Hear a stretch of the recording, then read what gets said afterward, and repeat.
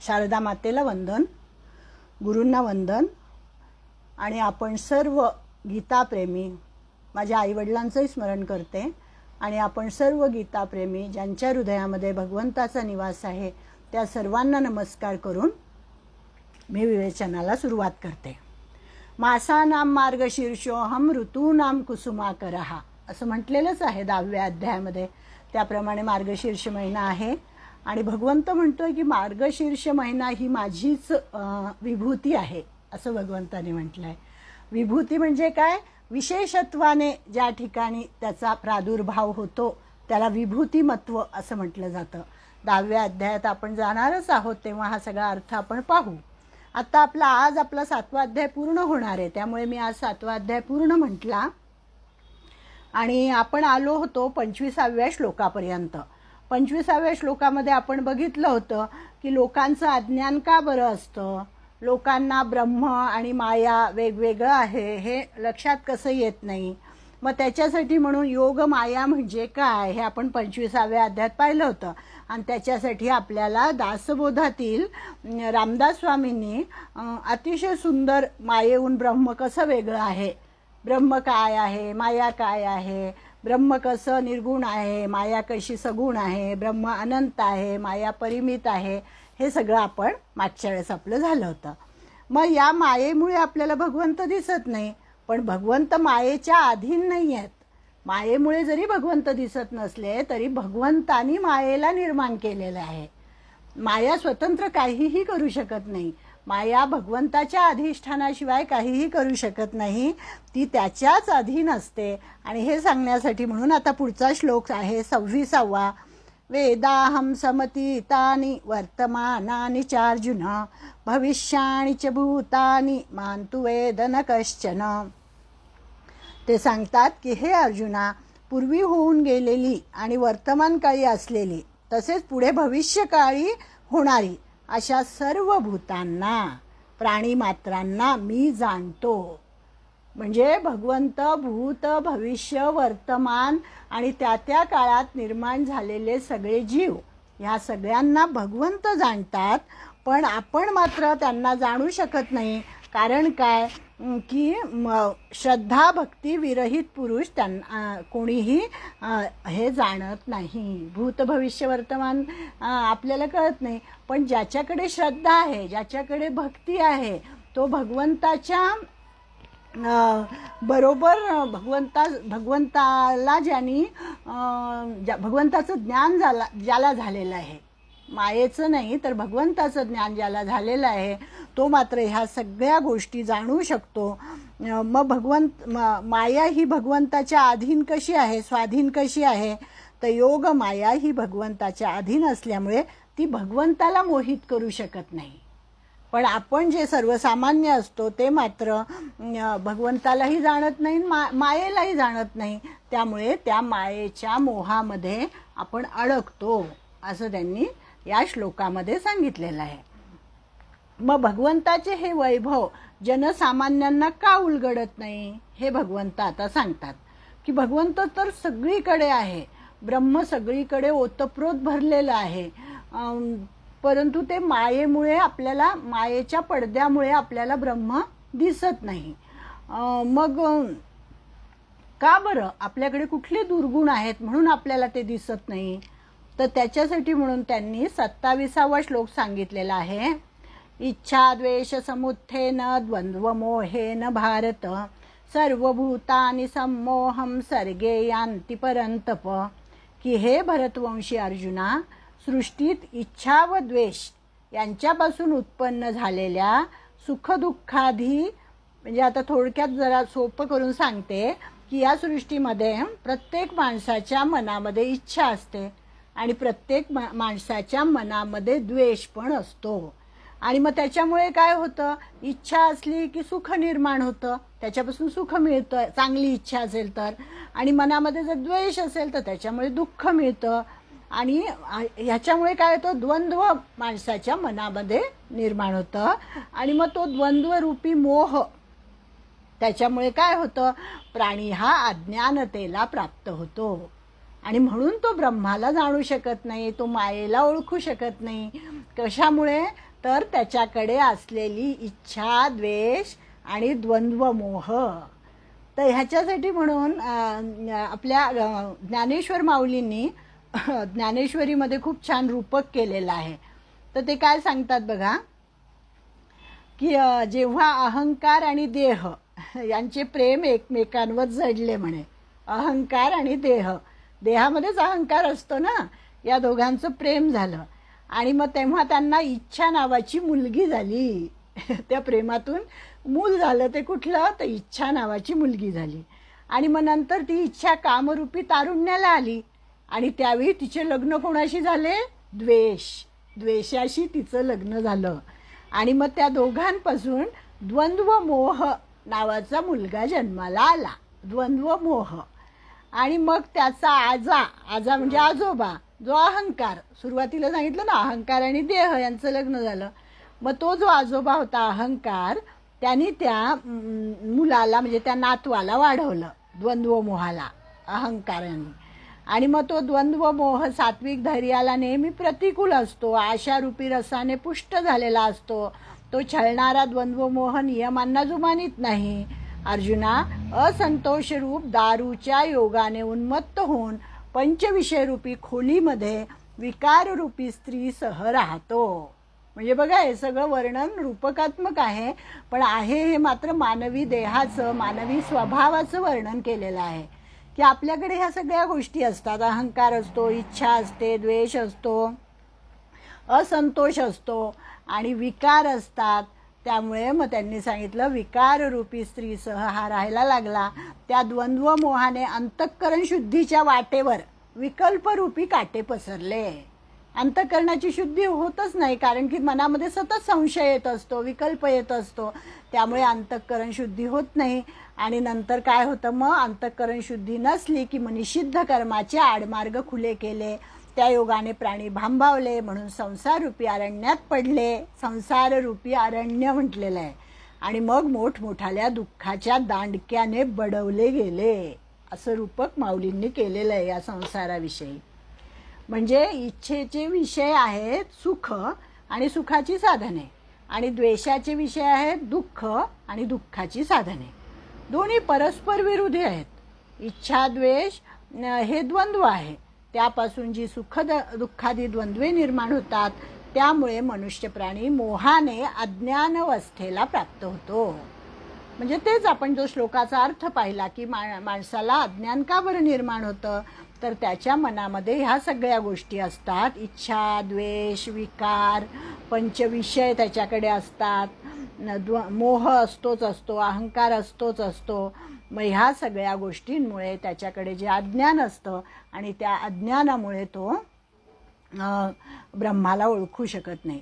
मग अशा जीवाला काय म्हणतात? मग परत रामदास स्वामी येतात आपली मदत करायला, आपल्याला सोप्या भाषेत समजावून सांगायला की अशा जीवाला बद्ध असं म्हणतात. मानवाचे 4 प्रकार त्यांनी सांगितलेले आहेत. बद्ध, नंतर मुक्त, आधी बद्ध, मग नंतर मुमुक्षू, म्हणजे ज्याला मोक्षाची इच्छा निर्माण झालेली आहे. आधी बद्ध, मग मुमुक्षू, मग साधक आणि मग सिद्ध. असे 4 प्रकार यांनी आपल्या रामदास स्वामींनी सांगितलेले आहे. मग आता बद्ध जीव म्हणजे काय ते आपण बघू इथे. अज्ञान कोणाकडे असतं? तर बद्ध जीवाकडे अज्ञान असतं. आता या चौकटीमध्ये आपण अगदी तंतोतंत बसू असं वाटतंय वाचताना. लक्ष देऊन ऐका तुम्ही की मानवसृष्टीमध्ये अपार जीव दाटलेले असले तरी 4 प्रकारात त्यांची विभागणी करता येते. हे 4 प्रकार कुठले? बद्ध, मुमुक्षू, साधक आणि सिद्ध. या चौघाविरहित काही सचराचरी 5वा नाही असं सांगितलंय रामदास स्वामींनी, की 5वा नाहीच आहे, 4च जण आहेत सगळीकडे. दृष्टीहीन मानवाची स्थिती ज्याप्रमाणे अंधकारमय असते, तर नेमके तशीच अवस्था बद्धाचीही असते. बद्धाला सन्मार्ग कधीच दिसत नाही. परमार्थ पंथ त्याला कळत नाही, आवडत नाही. कर्म, अकर्म, धर्म, अधर्म याचा उलगडा त्याला होत नाही. त्याच्या ठायी सारासार विचार, आचार, स्वधर्म किंवा परोपकार काहीच नसतो. दान, पुण्य, भूतदया, मृदुभाषण, शुचित मंत काया याच्याशी त्याचा दुरान्वयही संबंध येत नाही. अध्यात्मनिरूपण त्याला आवडत नाही, परमार्थाचा निश्चय होत नाही, तपश्चर्येचा वारा त्याला कधी लागत नाही, असा हा बद्ध असतो.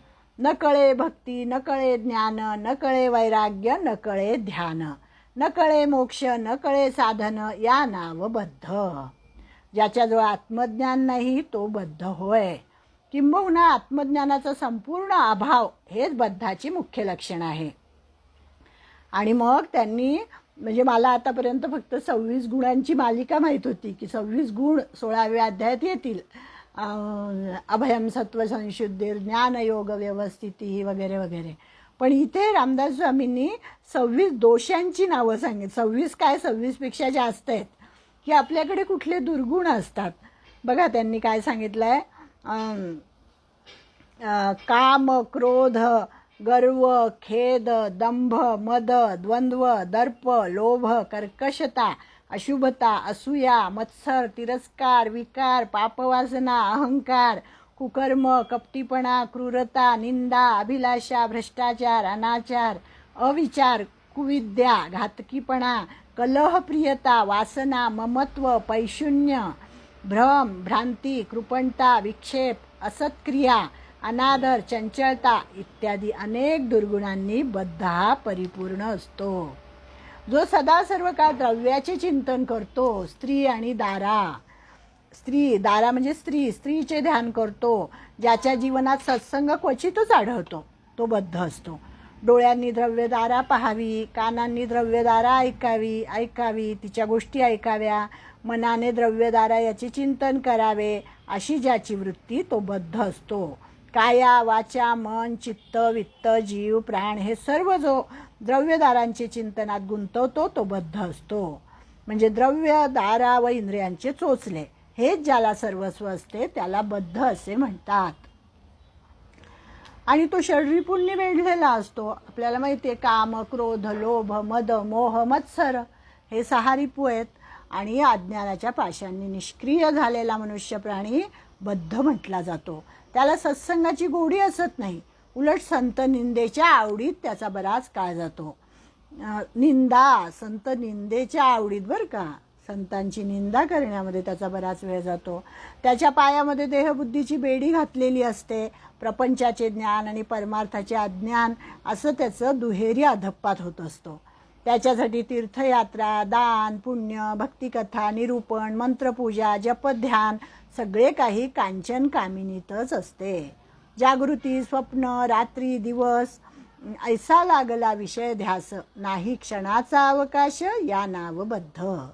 बद्धाची ही कुलक्षणे समाजातील अनेक माणसात दिसून येतात. किंबहुना अवघ्या विश्वात बद्ध जातीच्या मानवांचाच वर्ग सर्वाधिक मोठा आहे. कांचन, कामिनी, दारू यापोटी आपला जन्म व्यर्थ घालवलेली कोट्यावधी माणसे या जगात दिसतात. संसाराच्या मदाने स्वतःच्या ठाई अनेक कुलक्षणे निर्माण करणारी माणसे या जगात असंख्य आहेत.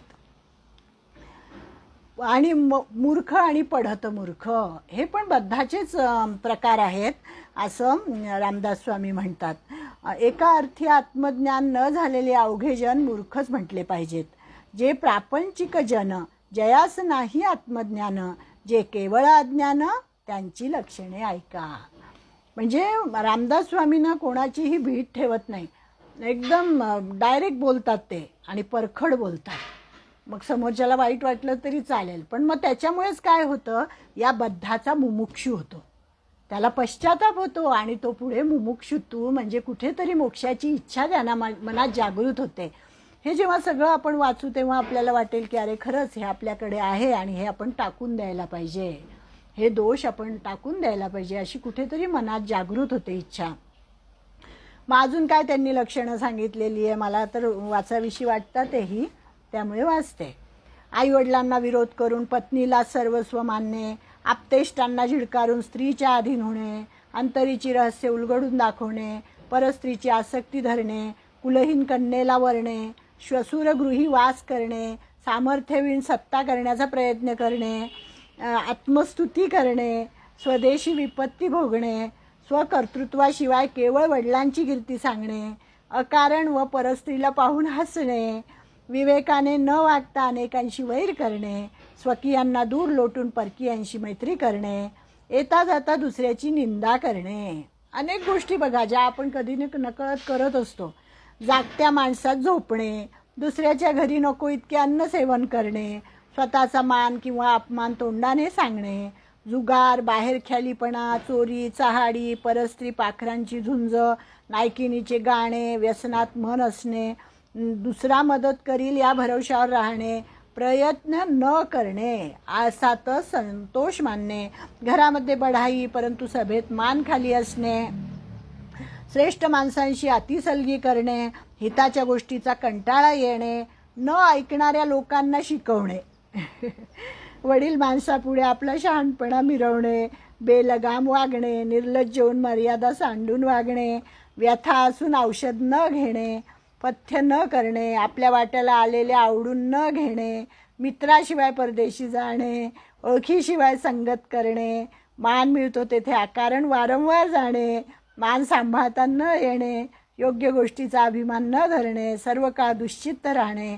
लक्ष्मीवंत झालेल्या सेवकाचे सेवक होणे, कारणाचा नीट शोध न घेणे, अपराधाशिवाय दंड करणे, थोडक्यासाठी कृपणता दाखवणे, देव व वडील माणसे यांची उपेक्षा करणे, सामर्थ्य नसताना वाचाळपणा करणे, मुखात वाईट भाषा व शिव्या असणे, घरातल्या लोकांवर रागावणे, बाहेर मात्र दीन हसणे, हलक्या माणसाची संगत करणे, परस्त्रीशी एकांत करणे, रस्त्याने खात जाणे.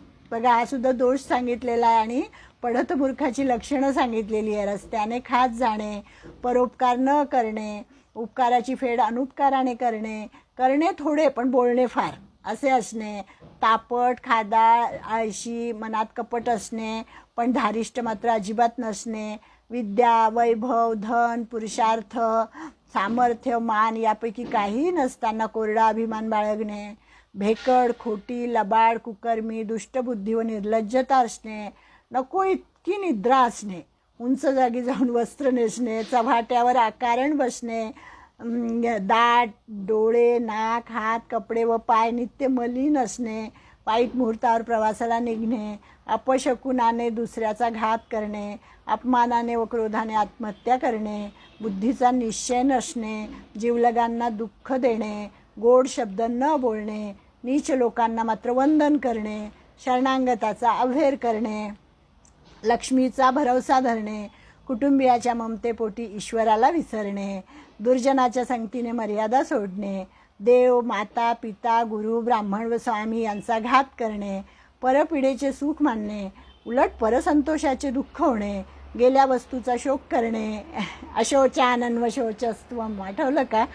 गेल्या वस्तूचा शोक करणे, आदराशिवाय बोलणे, आगंतुकपणे साक्ष देणे, निंद्य वस्तूचा अंगीकार करणे, सन्मार्ग टाकून चालणे, आपली पत न ओळखता बोलणे, नीच कर्म करणाऱ्या लोकांशी मैत्री करणे, सर्व काळ विनोद करणे, स्वतः मात्र कोणी हसल्यास हातघाईवर येणे, कारणाशिवाय बोलणे, कारणावेळी मात्र गप्प राहणे, अवघड पैज मारणे, वस्त्र आणि विद्या नसताना उच्चासनावर बसण्याचा प्रयत्न करणे, नातेवाईकांवर विश्वास ठेवणे, चोरांना आपली माहिती सांगणे, दिसलेली वस्तू मागच सुटणे, रागाने आपलेच अनहित करणे, दुरुत्तरे करणे, श्रेष्ठांचा द्वेष करणे, अलभ्य वस्तूचा हेवा करणे, स्वतःच्याच घरी चोरी करणे, परमेश्वराऐवजी माणसाचा भरवसा धरणे, काहीही सार्थक न करता आयुष्य वाया घालवणे, संसारातील दुःखामुळे परमेश्वराला नावे ठेवणे, मित्राचे दोष उघड करणे, छोट्या चुकांना क्षमा न करणे, सर्व काळ चूक करणाऱ्याला धारेवर धरणे,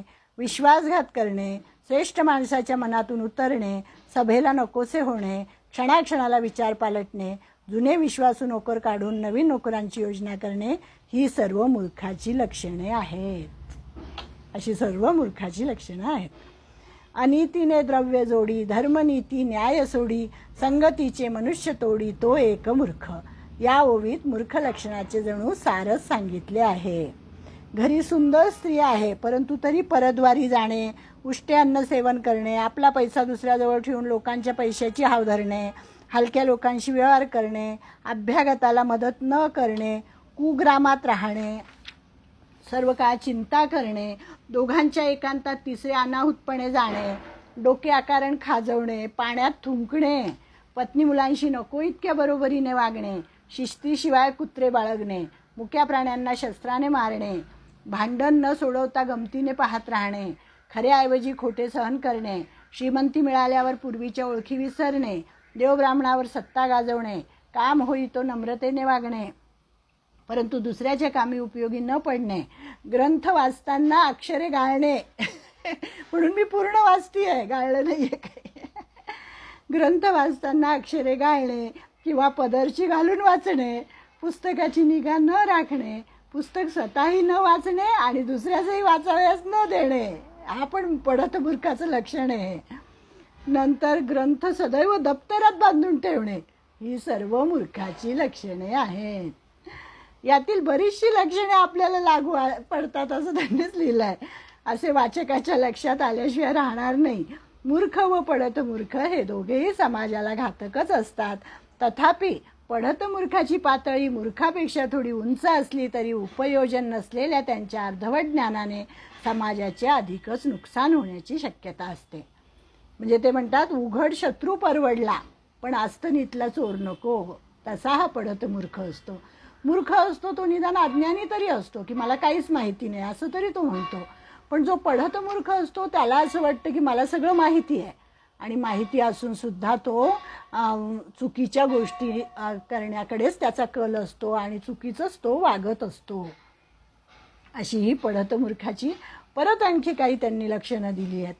स्त्रियांची संगत धरणारा, स्त्रियांचे वर्णन करणारा, निर्लज्जपणे वा चोरून परस्त्रीकडे पाहणारा, निंद्य वस्तू अंगीकारणारा, नंतर नाना नाटके करून हावभाव दाखवणारा, स्त्रियांच्या अवयवांचे वर्णन करणारा, देवाला विसरणारा, क्रोधाने उगीच चिडचिड करणारा, असा एक फार मोठा वर्ग समाजामध्ये आहे.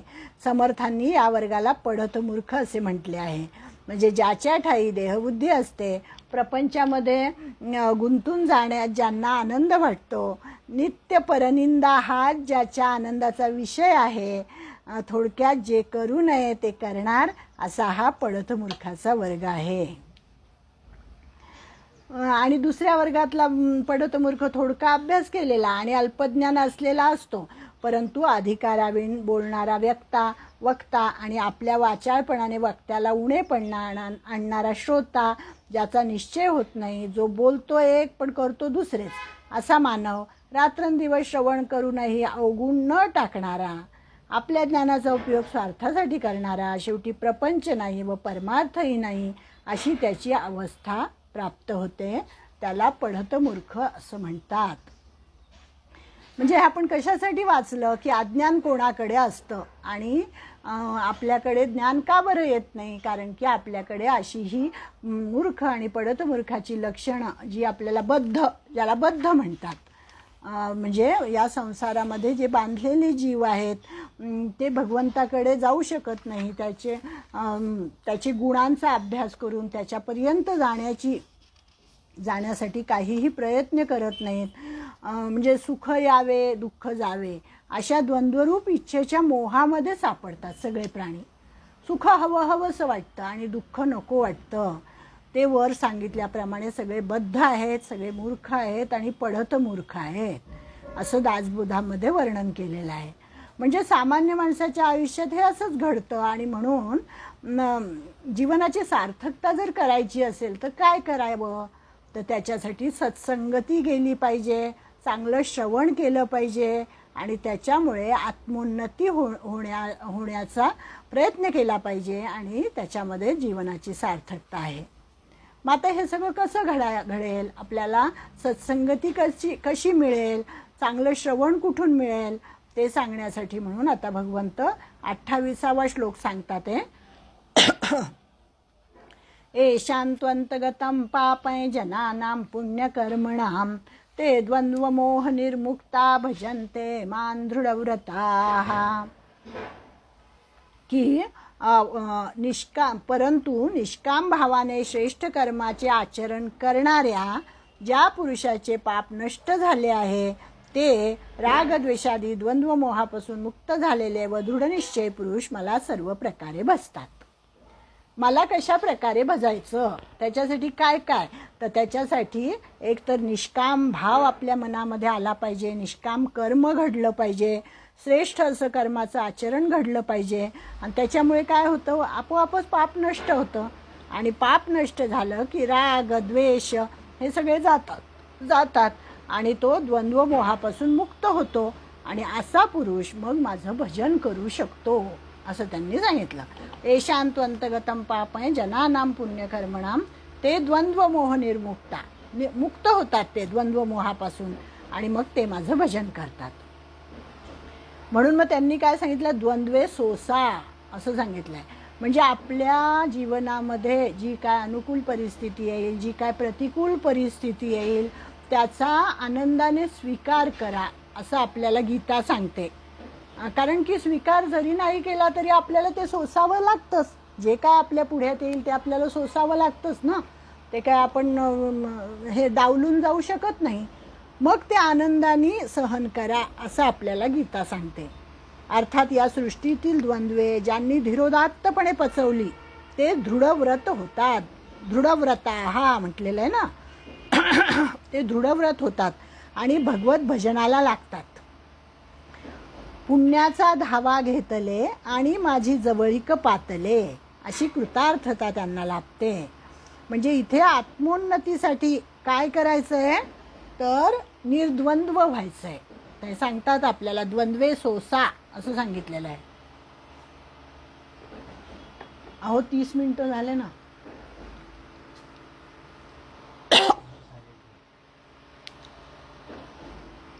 द्वंद्वे सोसायला सांगितलेली आहे. म्हणजे मस्तवाल बद्धांनाही प्रपंचात काही वेळा, बद्धांचं वर्णन आत्ताच आपण पाहिलं, तर ते जे बद्ध जीव असतात प्रपंचामध्ये त्रिविध तापांच्या अशा काही थपडा बसतात की मी म्हणणाऱ्या मत्तबद्धांची झांज उतरल्याशिवाय राहत नाही. प्रत्येक बद्धाच्या वाट्याला दुःखे येतातच. जगी सर्व सुखी असा कोण आहे, विचारी मना तुची शोधून पाहे. रामदास स्वामीच म्हणतात, जगी सर्व सुखी असं कोणी नाही. प्रत्येकाला काही ना काही दुःख हे वाट्याला येतच असतं. आणि त्रिविध ताप म्हणजे कुठले, आध्यात्मिक ताप, अधिदैविक ताप, अधिभौतिक ताप, हे त्रिविध ताप प्रत्येकाच्या वाट्याला येतात. कोणीही त्याच्यापासून सुटलेला नाही आहे. म्हणजे संसारातील दुःखाने गांजलेला, त्रिविध तापाने पोळलेला माणूसच परमार्थ मिळवण्यास लायक होतो. हे सगळं ज्यांनी सोसलंय आणि त्याला मग त्याच्यातनं कळतं की अरे संसारामधील दुःखांनी तो पिडला जातो, अनेक प्रकारच्या तापांनी तो पोळतो आणि मग कोणातरी सत्पुरुषाचा उपदेश त्याला ऐकायला मिळतो आणि कुठेतरी त्याची तार जोडली जाते आणि त्याच्या मनामध्ये पश्चात्ताप उत्पन्न होतो की अरे आतापर्यंत आपण काय केलं, आतापर्यंत सगळं मुलाबाळांसाठी, संसारासाठी, पैसा मिळवण्यासाठी धडपड केली आपण आणि आपल्या स्वतःच्या उद्धारासाठी आपण काय केलं, असा त्या मुमुक्षूच्या मनामध्ये पश्चात्ताप निर्माण होतो. म्हणजे जो बद्ध जीव असतो तोच पुढे मुमुक्षू होतो. मुमुक्षू म्हणजे काय, त्याला मुक्त व्हावंसं वाटतं की या सगळ्या तापातून मला मुक्त व्हायचं आहे. आणि मग मुमुक्षूचा पश्चात्ताप त्यांनी आता सांगितलाय बघा पुढे, रामदास स्वामींनीच सांगितलंय हे. त्रिविध तापाने पोळल्यानंतर भौतिक प्रपंचा पलीकडे काही आहे याची जाणीव बद्धाला प्रथमच होते. आणि मग प्रपंचात अशा काही अनाकलनीय घटना घडतात, मग तो हादरून जातो त्या घटनांमुळे. म्हणजे त्याला जे वाटत होतं की आजवर जे काही सगळं शाश्वत आहे आणि ते तो कवटाळून बसलेला असतो ते सगळं नाश पावतं क्षणार्धात. म्हणजे ज्याच्यावर खूप प्रेम करत असतो अशा कोणी आप्तेष्टांचं अचानक निधन होतं, संपत्तीचा नाश होतो, शीतासाठी जमलेली जी भूते असतात ती सुद्धा निघून जातात, आपत्तीच्या अशा काही थपडा त्याला बसतात आणि मग कालांतराने का होईना त्या मानवाला विलक्षण खेद होतो. प्रपंचाची उदासीनता प्रथमच त्याच्या अंतःकरणात जागते आणि विषय भोगून दमलेली इंद्रिये संसाराचा सोस नको असं म्हणू लागतात. आणि ही अवस्था प्रत्येकाचीच येते आणि यायलाच पाहिजे. नाही आलं तर मग अनेक जन्म तेच भोगत राहा. नाही आम्ही काय, खा प्या मजा करा, आम्हाला काय दुःख आहे, आम्हाला काय करायचं परमार्थ वाचन आणि श्रवण, असं बऱ्याच जणांना वाटतं. मग ते बद्धच राहणार. बद्धाकडून मुमुक्षूकडे त्यांची वाटचाल कधीच होणार नाही असं ते सांगतात. मग परिस्थितीचा आरसा दैवाने आपल्या डोळ्यापुढे धरावा आणि त्या दुर्गुणांचे सर्व राक्षस स्पष्ट दिसावेत अशी त्या बद्धाची अवस्था होते. त्याला सगळे आपले दोष दिसायला लागतात आणि मग त्याच्या मनामध्ये पश्चाताप होतो. पापाची भूते मनाच्या तळातून अचानक वर येऊन नाचू लागतात. नाना दोषांची अपराधांची टोचणी मनाला लागून राहते. मृत्यूचे भय बद्धाभूती पिंगा घालू लागते. भवसाखर प्रचंड आहे, संसार दुस्तर आहे या जाणीवेने पापाचे डोंगर रचलेला बद्ध उन्मळून जातो. आणि मग बद्धावस्थेत मानवाला ही झालेली जाणीव म्हणजेच मुमुक्षुत्वाकडे झेपावणे होय. बद्ध अशा कठीण प्रसंगी स्वतःशी काय म्हणतो याचे विदारक चित्रण समर्थांनी केले आहे. मग थांबू.